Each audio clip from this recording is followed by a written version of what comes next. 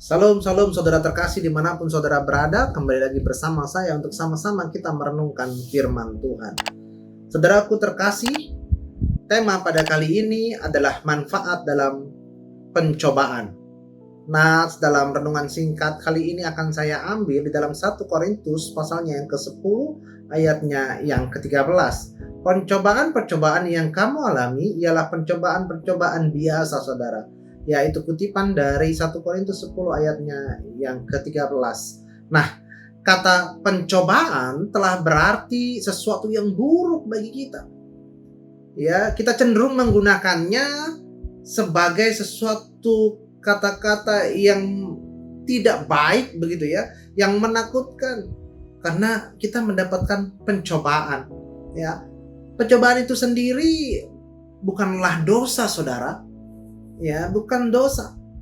Pencobaan adalah sesuatu yang harus kita hadapi karena kita adalah manusia. Karena manusia, ya, banyak pencobaan-pencobaannya. Ya, selama kita masih hidup, pasti ada masalah, ada pencobaan-pencobaan yang harus kita lewati, saudara ya. Jadi, jangan pernah saudara berpikir untuk tidak ada masalah sama sekali di dalam hidup saudara. Karena kalau saudara berpikir demikian, berarti saudara tidak lagi dalam keadaan hidup, karena hanya orang hidup yang punya masalah.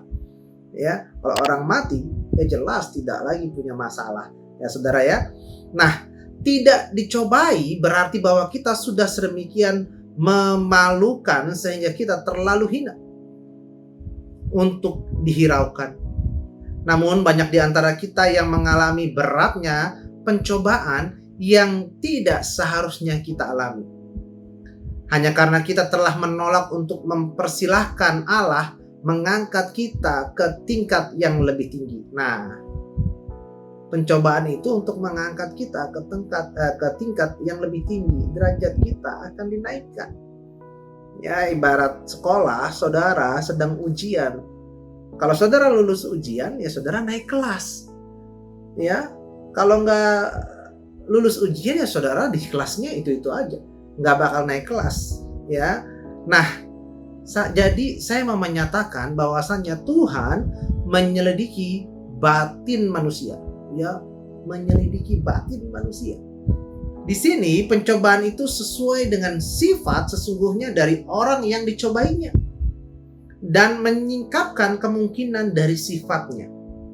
Setiap orang sebenarnya menentukan tingkat pencobaannya sendiri loh. Ya, karena pencobaan akan datang kepadanya sesuai dengan tingkat sifat batin yang mengendalikannya. Oh, menarik ya. Sangat menarik. Nah, jadi saya mau mengatakan pencobaan ialah penyingkapan. Waduh, apa yang disingkap nih ya? Penyingkapan sifat sebenarnya keberadaan manusia. Ya, bertujuan untuk mengubahkan sifat manusia yang tidak benar di hadapan Allah, saudaraku. Ya, penyingkapan ini melalui pertolongan Roh Kudus tentunya ya. Nah, saya sendiri merasa bahwasanya pencobaan-pencobaan di dalam kehidupan saya sehari-hari begitu ya, ini merupakan sebuah penyingkapan juga.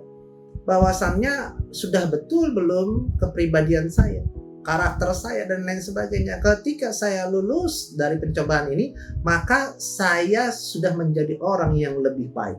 Ya, saya merasa bersyukur begitu ya. Bahkan saya bisa menikmati pencobaan itu.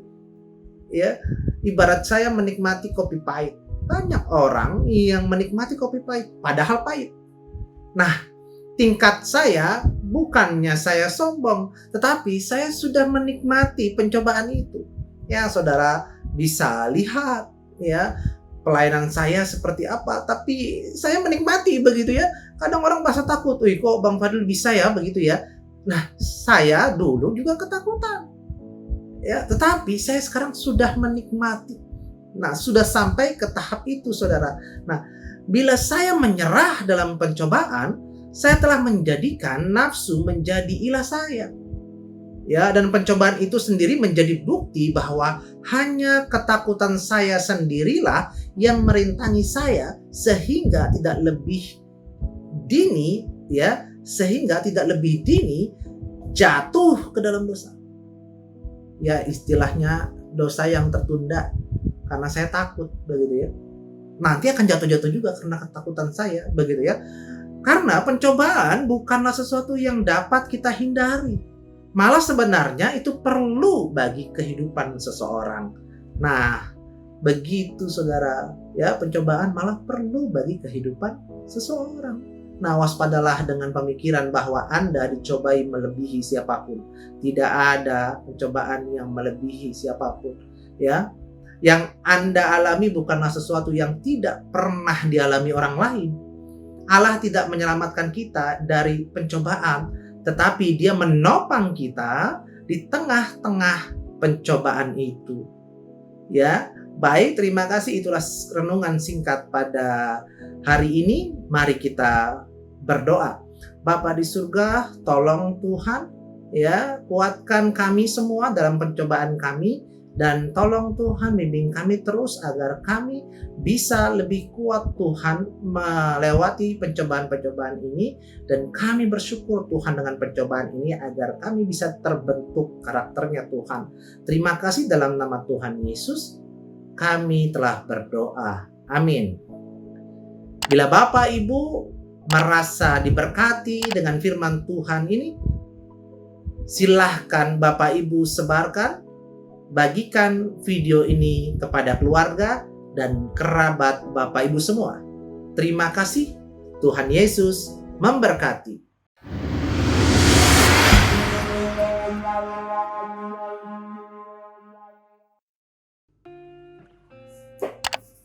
Salam. Terima kasih Anda telah menyaksikan channel ini. Like, comment, and subscribe channel ini, serta nyalakan loncengnya agar saudara adalah orang pertama yang mendapatkan video pengajaran dan renungan dari channel ini. Terima kasih, Tuhan Yesus memberkati.